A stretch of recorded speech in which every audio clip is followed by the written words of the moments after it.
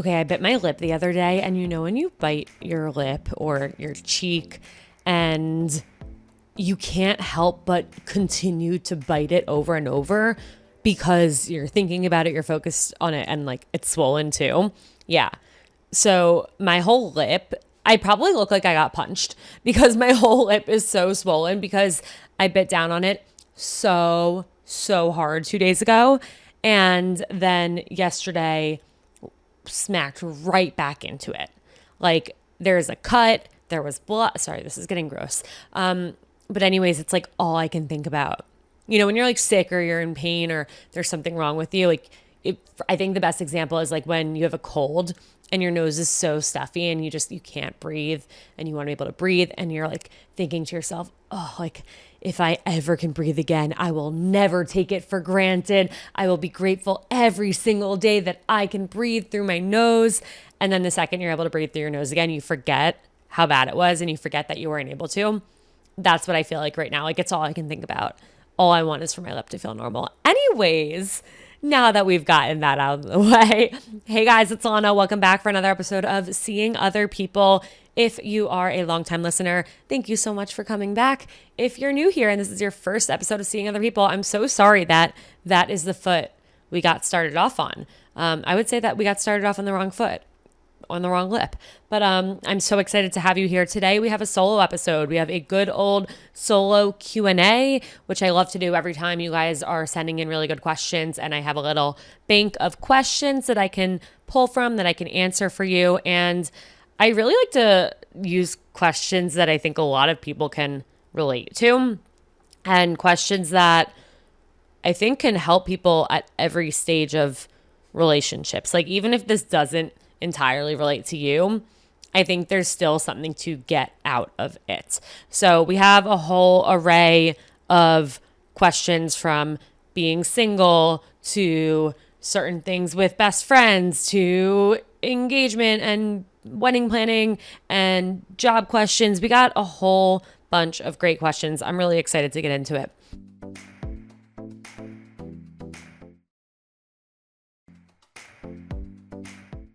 Before we do, I have no idea what I was about to say. Wow. We're really off to a great start today. Okay. I am sitting here in my new studio and I feel so like every time I walk in here, I'm just like, oh, I can't believe I have this now. I'm like, I can't believe I built this. I'm so happy. And I'm glad that when I'm like in the mood to record, I can just like pop in here and I have a whole little setup and I can record and it's all here ready for me. I did just come from Whole Foods, which I am so bad at consistently going grocery shopping, and I will wait until there is quite literally nothing, not a single thing left for me to eat. And that's how it was today. And I came back with bags of fresh fruit, and something about having so many options of fruit, I just feel like better about everything. And I'm really excited. So after this, I'm going to eat whether it's pomegranate seeds, a plum, a pear, or an apple or grapes. Ooh, I also have coconut. I have a lot of options. I have no idea what I'm going to choose, but fresh fruit makes me really happy. And it's something that for years, I kind of was like, oh, like I can't afford fresh fruit. Like fruit's too expensive. And it's like, okay, well, like strawberries are what, like $6 on average. I don't bat an eye buying a $15 glass of wine. So why do I bat an eye at a box of $6 strawberries that are going to last multiple occasions, that are really good for you and that make me happy? That's kind of how like fresh squeezed orange juice is my favorite thing in the entire world. And I no longer have to justify or kind of like shy away from getting it because it's expensive, because it's still cheaper than a glass of wine in New York City. So I'm all in on fresh orange juice. Point being, do the things that make you happy and make you feel good. Okay. I don't really know why I started with that, but it just felt important to share. So now that I've given you two kind of meaningless, but maybe meaningful if you think about it, glimpses of what's going on in my life right now, let's get into the first question. This one says, what does a girl expect from a 33-year-old single guy with no serious relationship experiences? Okay. Well, what would you expect from a 33-year-old single girl with no serious relationship experience? I think we expect the same thing that we expect from anyone. We expect someone to be open and honest with us. We expect somebody to share what's on their mind, to say what they mean. We expect somebody to, try and be a good person in dating. We expect people to not ghost. We expect people to communicate. I don't think there's a different level of expectation if you have or have not been in a serious relationship before.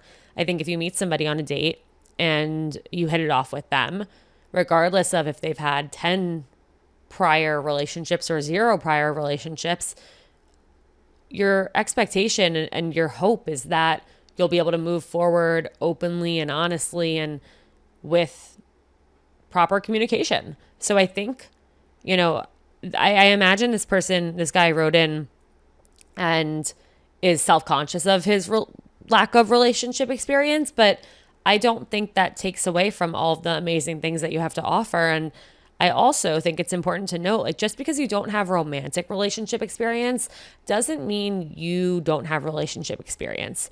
Friendships are relationships. Relationships with your parents and siblings and other family members are types of relationships. Relationships with colleagues in a work capacity. Like, you've solved conflict, you've disagreed with people, you have compromised, you've put other people before you. That's what you do in a relationship, and that is what you do in other relationships as well. So I don't think less of yourself, and also don't think less of anybody else. If you have been in a lot of relationships and you meet somebody who doesn't have as much or any romantic relationship experience, don't knock them for that, because I also think it's 2025. There are a million reasons why situations don't turn into relationships. You could be in like a 3-year-long situationship and it never becomes a romantic or an official like boyfriend, girlfriend, whatever relationship with the title. So I think anybody expects the same thing from somebody else, regardless of relationship history. And I think that's how it should be. I absolutely think that is how it should be. Okay. The next question, and thank you guys for sending in the questions. As a reminder, there's always a link in my show notes where you can submit a question. The more details you can give, the better. Occasionally, I do AMAs on my Instagram story, either at Alana Dunn or at Seeing Other People. You can always submit questions there. I usually either answer them on Instagram or on an episode of the pod. And you can always email me, seeingotherpeoplepodcast@gmail.com. So in the link in the show notes, so there is a link to an anonymous Google form. That's also always in the link in my bio. How unreasonable is it to move cities if you're tired of your dating scene? Okay. What's interesting is I know the person who wrote this question lives in New York City. I last week had somebody who doesn't live in New York City. A guy submitted this question. I've also had a guy last week, not in New York City, say that he is considering moving to New York City to date. And both of these men are interested in my opinion, the same type of woman. I don't think moving cities for the sake of dating is ever the right answer. I think moving cities for the sake of yourself and challenging yourself, wanting a new experience, wanting something different, wanting a chance to grow, meet new people, discover a new place, see how you are in a different setting. I think those are reasons to move. I would not suggest moving to a different city just because you're tired of your own dating scene. I know that's frustrating because if you feel like you've done everything that you can in dating, it's like, okay, well, what else is there to do? And this is an option, but maybe the person that you're supposed to be with or the right person for you, maybe they're about to move for a job to your city. Maybe they've been in a relationship and they're getting out of relationship. There are always new people cycling in and out. Maybe there is a different type of app that you can try that would expand your dating scene. Maybe there are different types of events that you can go to. Maybe there are new friends for you to meet who might open up your social circle and have somebody to set you up with. So I think especially in a place like New York City, I know it can feel like you've met everyone there is to meet. I know it can feel like at the same time you've met everyone, but it's like the most populated city ever. There have to be a million more options. So where can you find them? What can you do? It's really tricky because New York is New York. But I don't think moving for a different dating scene is the right reason to move.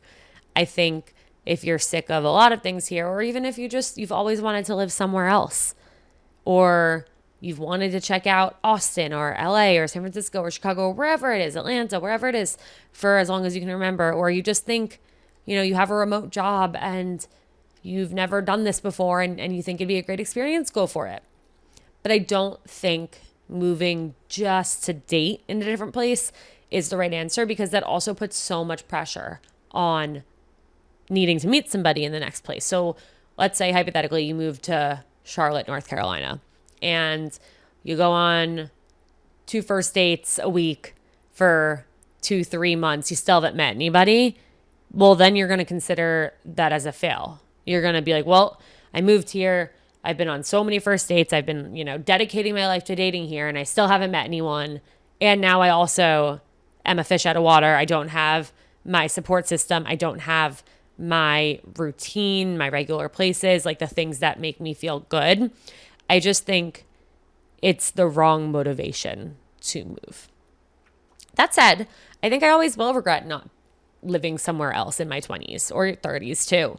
I think that's something I wanted for myself. I think it would have been really good for me, and I think I would have had a really great experience. I mean, maybe not. Maybe I wouldn't have, but I think I would have had a good experience. So I do wish I had done that. There were many years where I thought I was going to move to LA, and that never happened.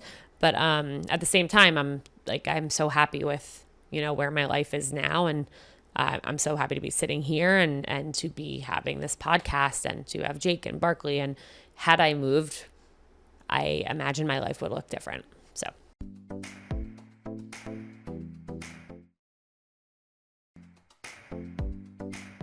Oh, my throat is starting to hurt. That's a little concerning.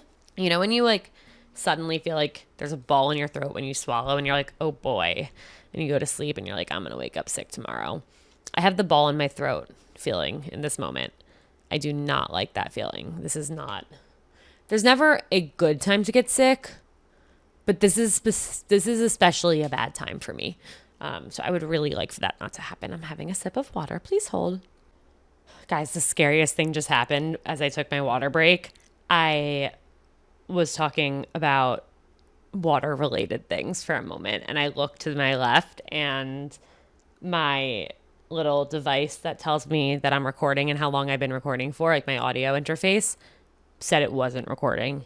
And I thought that I had just been talking for 15 minutes without anything recording, and I panicked. What happened was it ran out of space. Like, as I said, I was taking a sip of my water. So we're good. That is such a relief. There's nothing worse. And this is part of the reason, Jake really wants me to kind of make my studio a rentable studio that other people can record out of. It's too much of a responsibility. I can't do that. I remember being a photographer, and my biggest fear was losing footage or losing photos or, losing a memory card or something just breaking. Oh, that's so scary to me. Anyways, I was telling you guys I was trying to say, related to water, one of the ways my life has dramatically improved. This is one of the reasons to move out of New York City, not for a different dating scene, but for better appliances. Because as we know, small luxuries are hard to come by in New York City apartments. But my new apartment's freezer comes with an actual ice machine in it. And a lot of anyone who doesn't live in New York City is on a what? What do you mean? Yeah, a freezer has ice in it. No, most New York City freezers don't have ice machines, and you have to get little ice trays.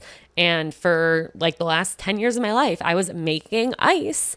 I bought an ice bucket, which if you are still living with the ice tray situation, one little way to change your life is to buy an ice bucket. They're like $1.99 on Amazon, or just buy any bucket or any bowl. And when you are making ice, like every time you open your freezer, just dump your ice tray into the bucket. So you actually create a bucket of ice for yourself. Anyways, I now have an ice bucket or an auto ice machine in my freezer. And it just brings me so much consistent joy. The other thing that we discovered, and I actually didn't know this until a few weeks into living in this apartment, a friend came over and was like, "Oh my God, you have this?" I'm like, "What do you mean?" In my fridge, I missed it for weeks. In my fridge, there is a button. And when you push that button, filtered water comes out. Like the dream. Anyways, things I didn't live with before that I now am just so, it's like really like small luxuries of life.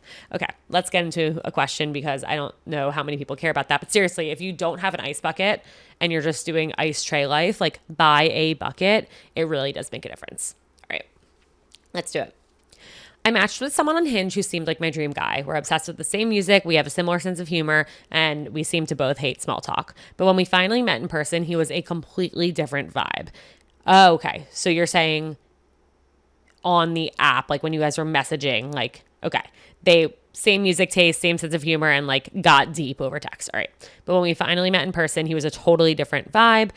He was way quieter and kept saying sorry every time there was a pause. Is it rude if I ask him what happened between phone guy and real life guy? Or is that just how dating is now? Falling for someone's digital personality and then meeting their awkward in-person avatar. It's tough. This is why I definitely caution against spending too much time connecting with somebody and talking to them over text or over the app before you meet in person, because it is so easy to build a fake connection with a version of someone that isn't actually who they are. It's the same reason why I think phone calls and FaceTimes before a date could actually save you a lot of experiences like this, because yes, you can still fake it a little bit over the phone and FaceTime, but not really. Like you do have to show way more of who you are. It is more of like it's a conversation versus, all right, I can think about this witty thing to say back. Like it makes a difference when you're hearing someone's voice, when you're experiencing their mannerisms and actually conversing with them. It's tough. I don't think you should, I mean, listen, I'm not going to tell you what you should or shouldn't do. I don't think it's rude if you say what happened between phone guy and real life guy. You have every right to say, I felt like we were really connecting and then we met in person and I feel like it's a different person. That might offend or upset him, but if that's how you feel, I think you're allowed to say that. That said, you've been on one date. You did not have a good date. I mean, if you want to give it another chance, I think that's okay. As long as you weren't like miserable on the date, I'd say maybe this is somebody who just takes a little longer to open up in person. You know, maybe they're shy on first dates. Maybe they're a little bit more introverted in real life and they want to be a little more comfortable with somebody before they open up. You could give a second date. And if the second date still falls flat, then I think you could either say something or cut it off. But yeah, I do think it's unfortunately a big part of dating now where there just is such a stark difference in someone's online personality and someone's in-person personality. This is why I also give the advice to anyone, regardless of if you're an introvert, an extrovert, a big texter, a small texter. I always encourage people to just text someone on a dating app the same way you would text your friends. Like just be you, be as yourself as you can be, which some people are just better over text, I guess, or they have more experience flirting over text. They have more experience with banter over text, or they feel a lot less pressure when it's over text. Who knows? But yeah, this is a very frustrating part of dating. I will absolutely give you that. Next question.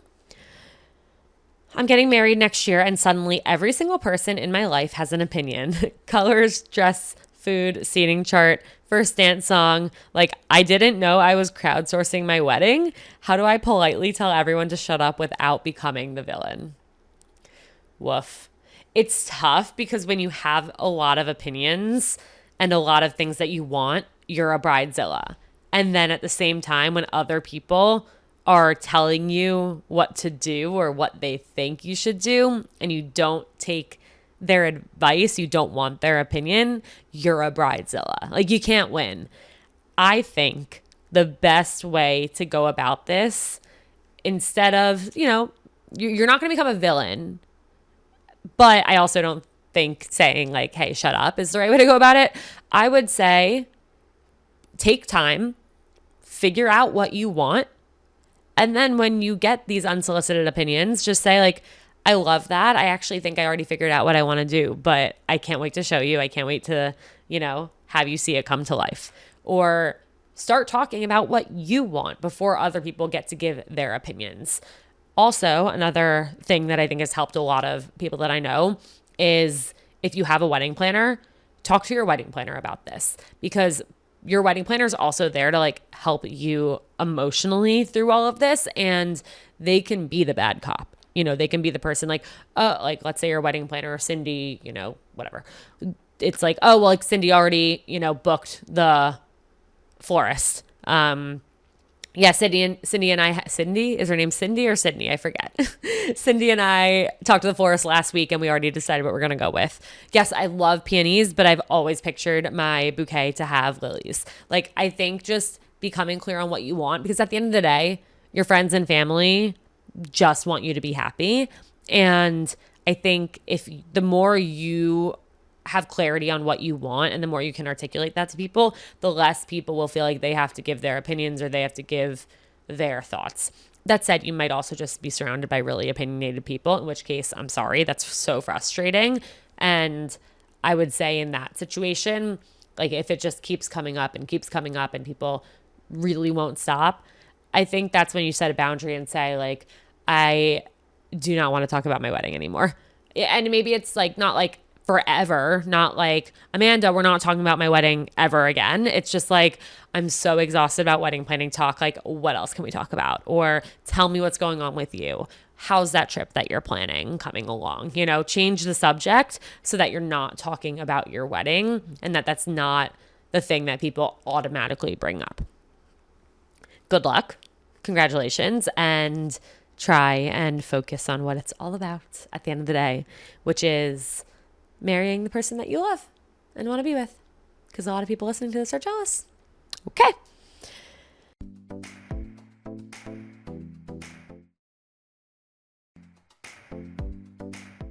Can you talk about how weird it is to be 29 and still not know if you're on the right path? I like my job, but I don't love it, but I also don't hate it enough to quit. Am I settling, or is this just what adulthood feels like? This is so real, and I imagine it's incredibly relatable for so many people listening.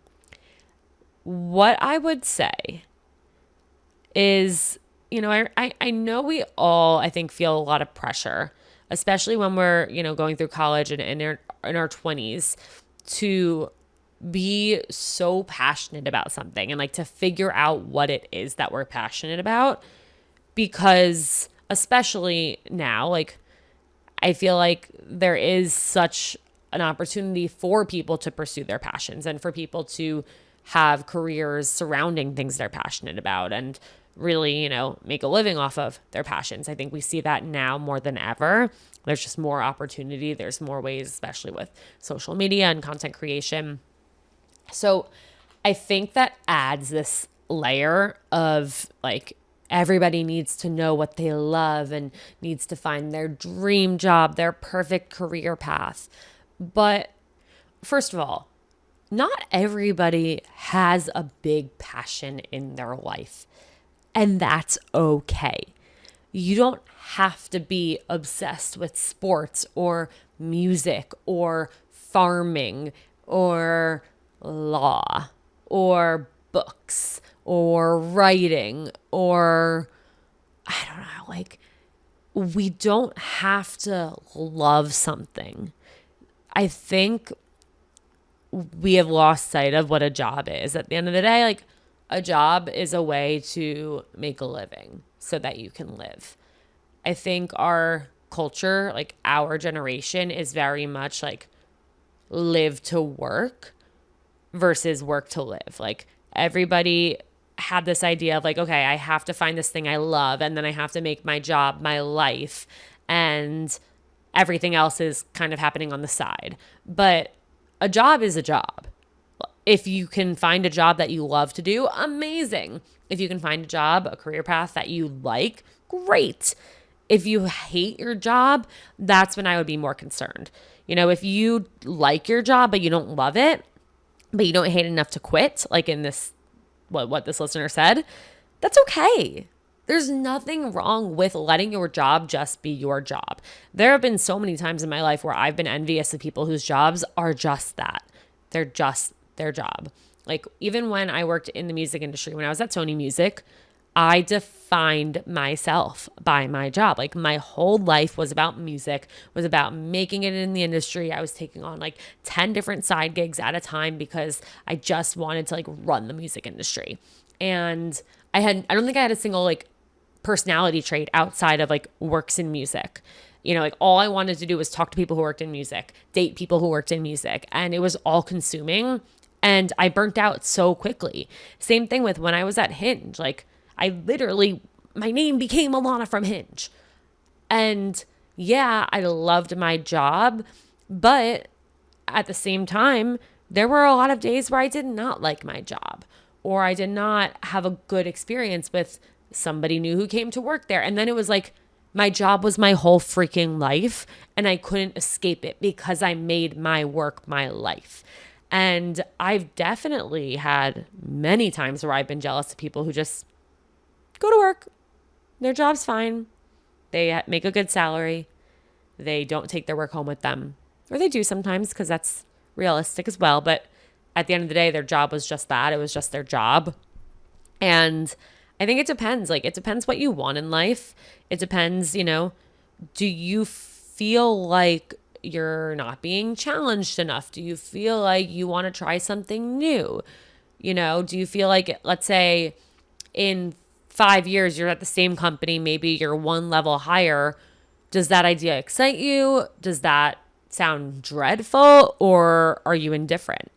I think indifference and excitement are on the clear side. Like, I'm not concerned, but if you're like, oh, that sounds horrible, then yeah, then maybe you should consider what else would sound a little less dreadful to you.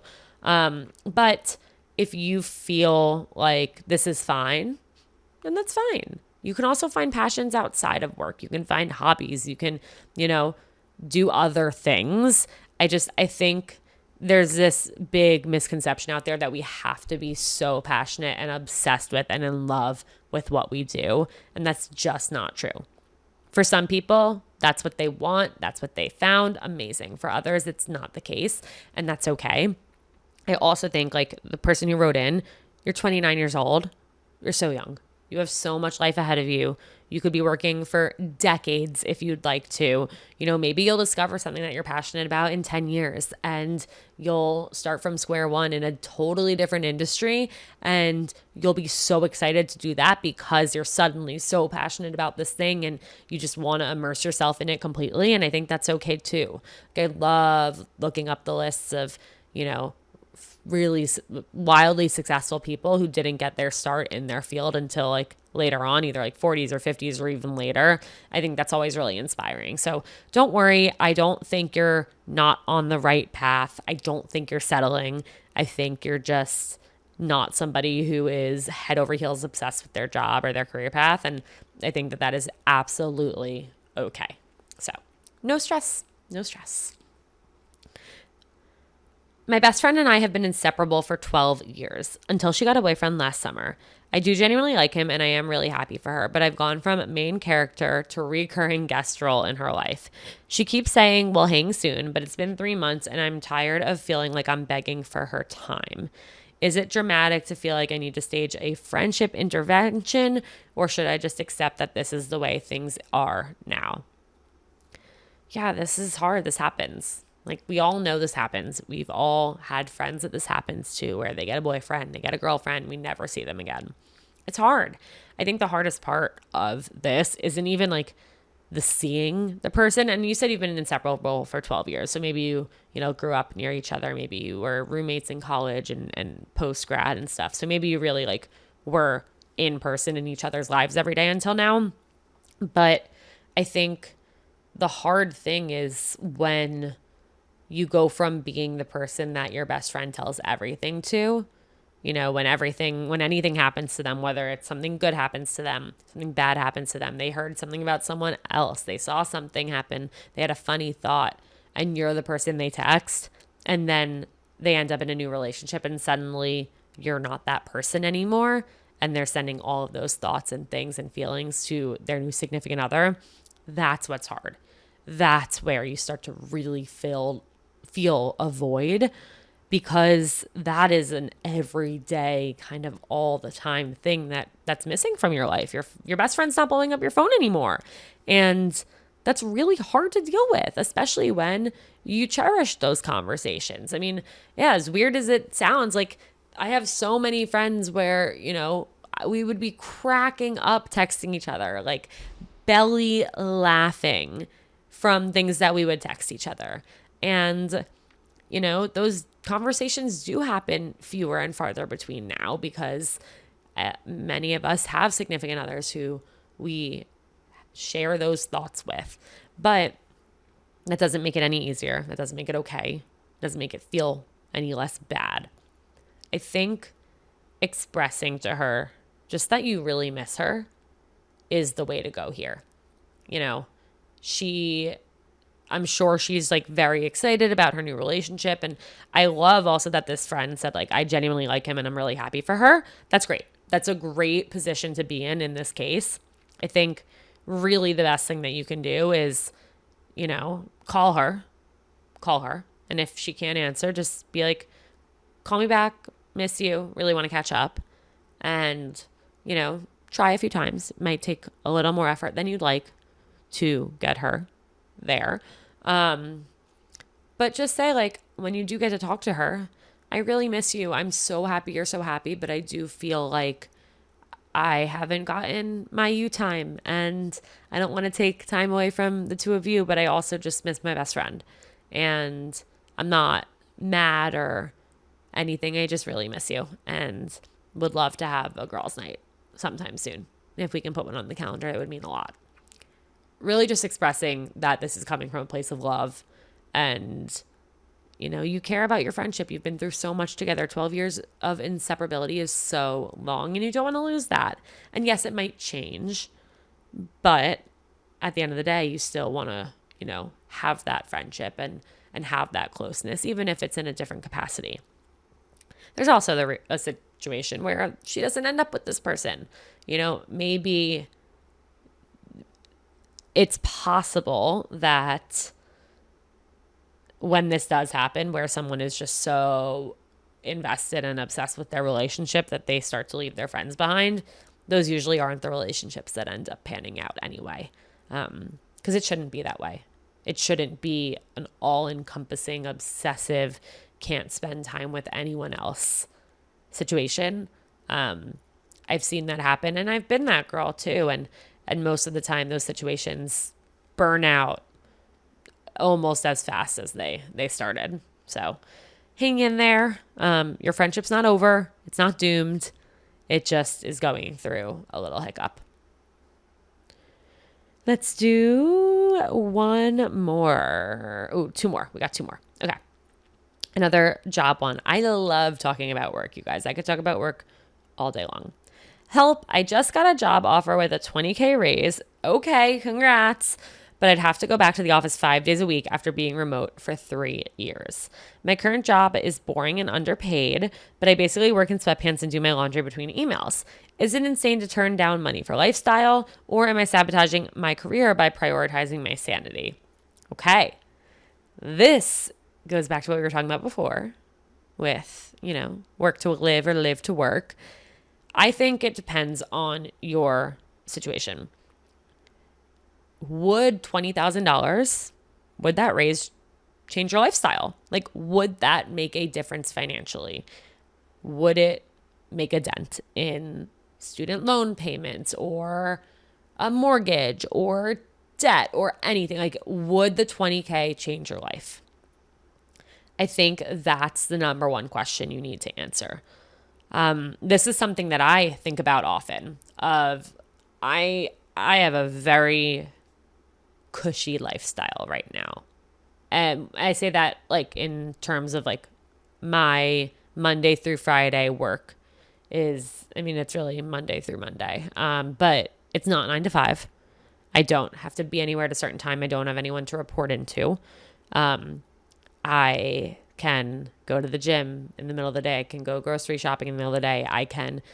One of my favorite things is spending time with my friends who are postpartum, who are on maternity leave, because I can go for walks with them. I can help out a little bit because I'm available during the work week.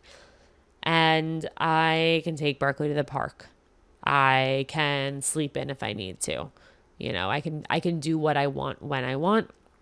And I really do value that. I really do cherish this opportunity to, live life on my terms, and I get my work done when I need to get it done. And I do think about it, could I make more money if I spent more time working? I could. I'm sure I could. I know I can do freelance and consulting gigs that I would make more money. Absolutely. But right now, would that amount of money change my life in a way that I'd give up the freedom and flexibility that I have? For me, the answer is no. And this is something for years I struggled with, feeling financially stable in a job, in a field that is very unpredictable. I could go from, 1 month having my best month ever, the next month have my worst month ever. And so I used to kind of not work harder, but I used to slave over work more, because I was so nervous that I wouldn't make it work at the end of the year, at the end of the day. And I'm just at a point now where I feel so truly lucky to have the flexibility that I have. And so, doing that extra few hours of work a week, finding a freelance client and having to, kind of report to somebody, or work on someone else's deadlines or schedule, that's not worth it to me. But I've had these conversations with myself. I know what I have and that I really value this flexibility and this time. And I know that, the 10, 20K that I could make if I took on more work would not impact my life in a way that would make it worth losing the lifestyle that I have right now. So I've had to be very honest with myself about that. And then I've had to accept, okay, then I'm going to make the amount of money that I make, which I recently talked to two of my friends, and they're in a similar field. And I asked them to guess how much money they thought I made. They thought I made like twice what I make. So I'm not gonna say what I make out loud, but and I don't know what I'm gonna make for 2025 until the beginning of 2026, frankly. But it's probably not what you think. Anyways, all this to say, I can't answer this question for you. I think if the job excites you, if hearing that you got this job offer with a 20K raise was like, oh my God, that's incredible. I can't believe that. Like, I think, if the money is exciting to you and you think it could impact your life, again, like I started with, like, if it would change your life, if it would help with bills that you need to pay, absolutely. Like, you might enjoy going back to the office. You really might. You might meet new amazing people. You might learn from this job. But if you don't feel enticed by the raise, and if you would really feel like, oh my God, I can't believe I said yes to this. Like, I can't believe I have to go into the office. here's a scenario that you can kind of picture out. Picture out. You work with me. Let's say next week you go in, not you go into work, you sign on to Zoom and you get laid off. A week after, you get this job offer, $20K more than what you were making in the office 5 days a week. Would you want to take it? Or would you keep looking for other jobs that were partially remote or fully remote? Think of it that way. Maybe don't compare it to your current job now, but compare it to like if you were looking for jobs and this current job didn't exist. Would you say yes to this, or would you want to keep looking? I would try that out. I don't think you're sabotaging your career by prioritizing your sanity. That was the end of your question. I definitely don't think that, because your sanity, if you sabotage your sanity, you sabotage every other aspect of your life. So think about that. You could also always go back to your current employer and say, hey, I don't want to leave, but I did get this offer and it is this amount more. I'm not asking you to match it, but I am curious, like, if you could come close or bump up my salary so that I can stay, because that is a lot of money, and I really do, value my job here, even though you did say it's boring. So think about it. No matter what, like, you're going to be okay. There's, I think, pros and cons to each situation for sure. All right, the last one here, and then, when I'm sitting crisscross applesauce on my chair, and I love sitting this way, but after an amount of time, it gets really uncomfortable. Like, my legs don't know how to unpretzel themselves, and I have my computer weighing them down on me. All right, last one. How can I tell the difference if someone likes me or is just being nice? What a question. I feel like this is a question that I've gotten throughout the years, and it's one that everybody has experienced. Like, do they like me or are they just nice? I think the first thing to think about is, are they especially nice to you? Or are they this nice to everybody? Is everybody like, Alex is incredible. Like, Alex is the nicest person ever. Alex is so thoughtful. Alex always goes out of their way for everybody. In that case, they're probably just being nice. If you don't see that they do that, or you don't have the way to know if that's a thing that they do, I would focus on looking for these different signs. Are they creating intentional one-on-one time versus just talking to you when it's convenient? Are they remembering specific details? Let's say, it's somebody at work, and on Thursday they asked what you were up to for the weekend. You told them you had your cousin's baby shower.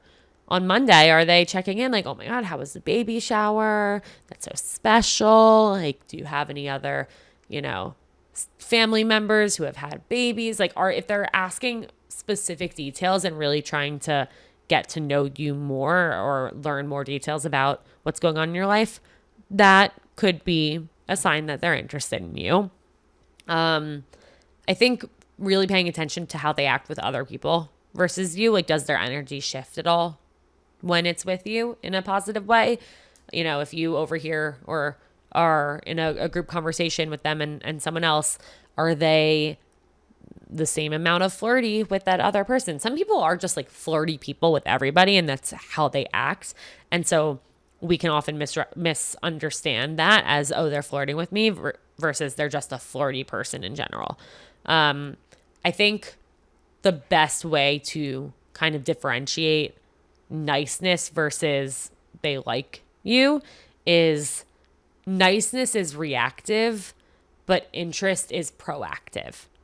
Niceness is just convenient, and they're a nice person, but they're not really going out of their way. They're not going the extra mile or being extra thoughtful or inviting you to things, trying to get to know you on a deeper level, trying to spend more time with you. Interest is doing those proactive things and making an effort and making that effort known and consistently showing up. So it's hard, especially the example I gave is work.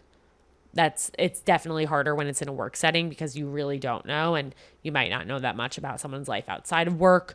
But I think in general, like if you're interested in them, you could also try and let them know by doing some of these things, by asking more personal questions and steering the conversation a little bit deeper, by being intentional with the time you have and following up on things that they mentioned before, or, trying to create opportunity to spend more time with them. I think be proactive and also look for that proactiveness. Okay. It's time. I need to uncross my legs. Otherwise, I actually might never be able to get out of this chair. I hope this was helpful. I hope you guys enjoyed. I hope I answered the questions of you guys. I hope people who sent the questions and are listening. Sorry, I'm unpretzeling as I speak. I couldn't wait any longer. And I don't want to do just a heart out of bye. My legs. Whew. Okay.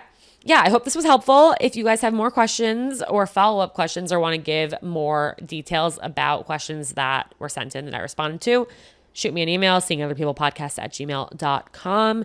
And yeah, thank you guys so much. If you loved this, if this was your first episode of Seeing Other People, welcome. I have a few different types of episodes. This was a solo episode.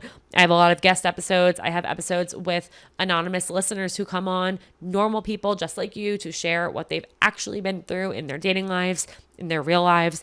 And on Mondays, I have a series called Co-Host for Life with my husband, Jake, and we talk about what's going on in our life, in our marriage, and whatever else is up. So thank you guys so much. Love you, and I will see you next time. Bye.